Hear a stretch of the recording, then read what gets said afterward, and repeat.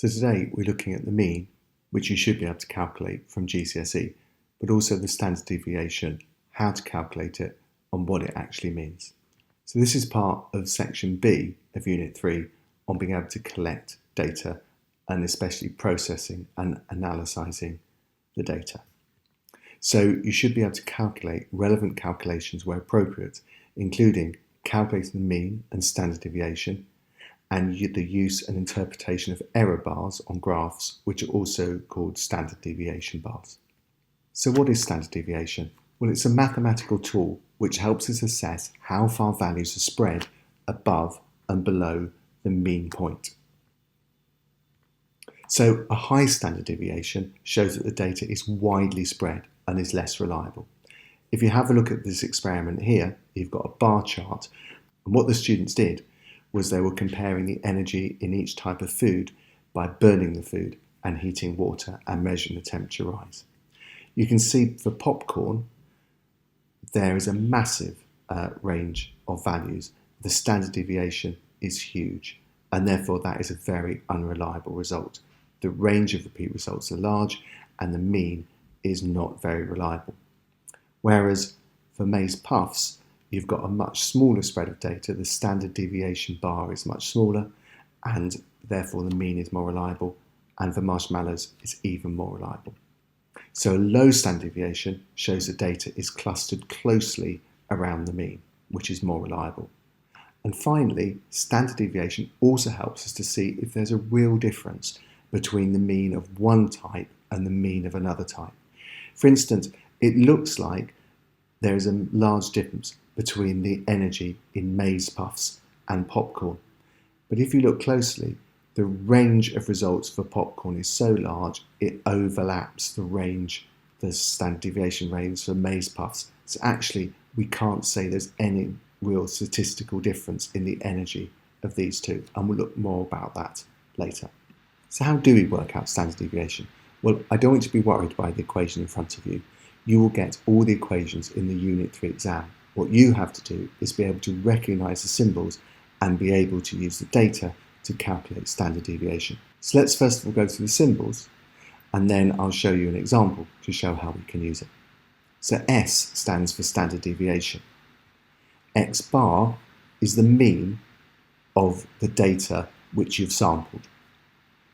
X is a particular data value, so that will be the data value minus the mean. N is the number of data samples you have. So if you've repeated the experiment 4 times, you'd have 4 samples of data. And finally, this means the sum of, so that will be the sum of these values. So you're working with a team of biologists who've been investigating a type of herb which can be used to cure disease. They've measured the height in centimetres of different specimens of the same herb, and you have collected the following data, and you need to calculate the standard deviation. Well, the first thing I need to do is to work out the mean. So of course, to work out the mean, you add all the values together and divide by the number of values, and that gives us 10.38. The next thing I need to do is to work out this equation here. Now this equation means your data value minus the mean and square it. So you've got to do that for each of these values here. So you see I've done the first one already. So that will equal 10.2 minus the mean squared, which equals that value. If I do the next one, then that's going to be 10.3 minus the mean squared, and that gives us that value, and so on. So I've now done a calculation for all of these in terms of the value minus the mean squared. And now this means the sum of all of these. So what I'm now going to do is to add all of these together to work out the sum of those values, and that gives me 0.088. Finally, I need to finish off by working out the rest of it. So the final part is this. The standard deviation is the square root of the sum of these values, so that's the square root of the sum of 0.088, divided by the number of samples minus 1, and we have 5 samples, so that's 5 minus 1, which is 4. That gives us 0.148. It's important we quote the standard deviation to the same number of decimal places. as the raw data because that means the mean plus or minus this value. And we have quoted, or we've measured the height to 0.1 of a centimetre, so we can only quote the standard deviation to 1 decimal place. So that is a standard deviation. Plus or minus means plus 0.2 or minus 0.2 around the mean. So what I want to do now is have a practice using this example here. I'll go through the answer in a minute. So pause the video, work out the standard deviation for this set of values. So first of all, you calculated your mean. You then worked out the value minus the mean squared for each of these data points here. Then, of course, you added them together, and you should have got 10 times 10 to the minus 6. Finally, putting that into this equation, where n is 4 this time, you should have got that value there. And because we're quoting to only 3 decimal places, then it's 0.001 plus or minus. So if you did that, you managed that. That is brilliant. That is all you'll have to be able to do to calculate standard deviation, and it's worth 4 to 5 marks on an exam question, and they will give you the equation there. This is the best way of displaying it in your exam. So why should we include error bars on graphs? The error bars are also the standard deviation bars. So they communicate the following things about the data. Firstly, they tell you the spread of the data around the mean value. So for instance, a large standard deviation bar or error bar will mean a large spread of data. A small standard deviation bar will mean a small spread of data around your mean value. And therefore it will tell you how reliable your mean value is. So this mean value is less reliable because the standard deviation and the spread is high. Whereas for sample 2, the mean is much more reliable because it's got a small standard deviation bar and a small range of values around the mean. It's important to remember though that for biological experiments, especially when you're surveying live things in field work, that actually they quite often have quite large standard deviations, and this does not necessarily mean that the data is invalid. So how can we use standard deviation to compare two sets of data to see if there's a real difference between one another, a bit like popcorn maze, which we looked at earlier? Well, let's look at this example. So let's look at the example. The hypothesis is that berries from the tree with yellow and green leaves will be smaller than the berries from the tree with all green leaves. So this is the data that we have. We've been given the mean mass for the berries from the green leaves and from the yellow and green leaves, and you can see there that there seems to be a difference, that green leaves have larger berries than yellow and green leaves. Is there a real difference? Is there a real significance between this? The standard deviation for the green leaves is 73 milligrams, and for the green and yellow is 80 milligrams. So let's remind ourselves what the standard deviation bars would tell us. Well, if the standard deviation is small for both of your data and they don't overlap, it means there is a significant difference between green leaves and yellow and green leaves. You will notice the standard deviation is small compared with the difference between the means.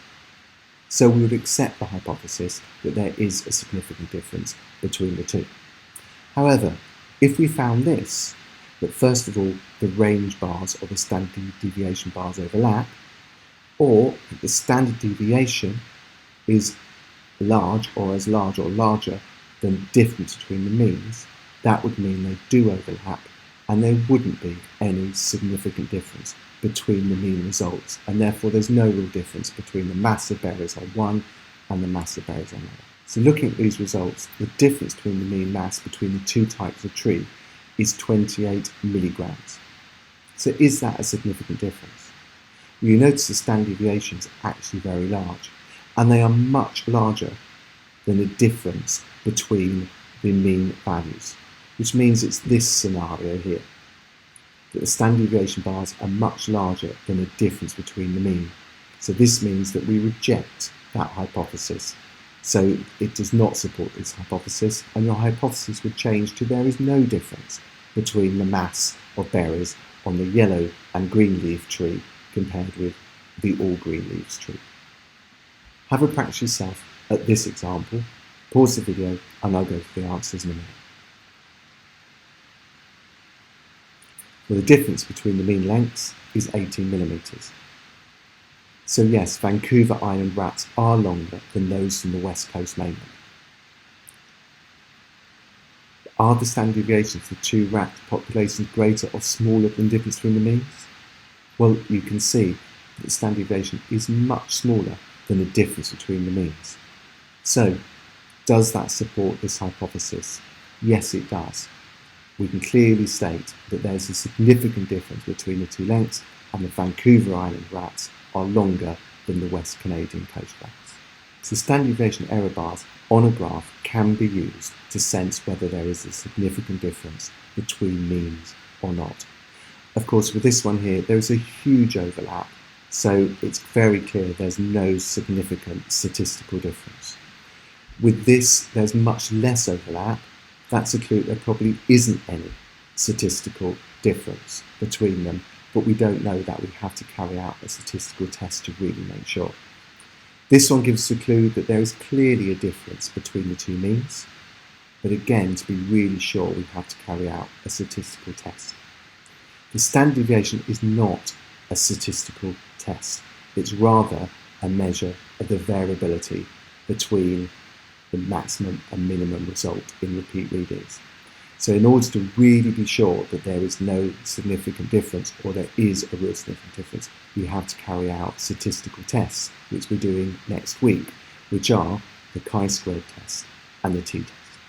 So have a quick practice once more at using the standard deviation bars to answer these two questions. Pause the video, have a go, and I'll go through the answers in a minute.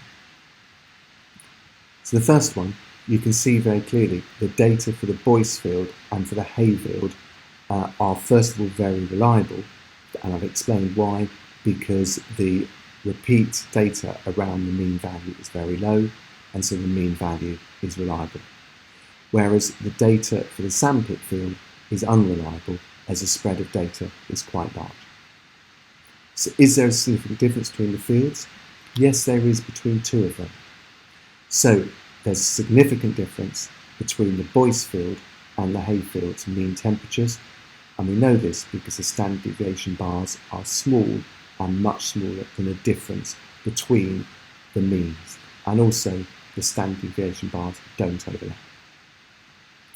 Whereas there's no significant difference between the Boyce field and the sandpit field because the range bars overlap. And you could look at this one and say there might be some significant difference, but I don't really think so here because they are very close together. So there's probably no significant difference between these two either. So I hope that's helped to see how you can argue whether things have significant difference or not.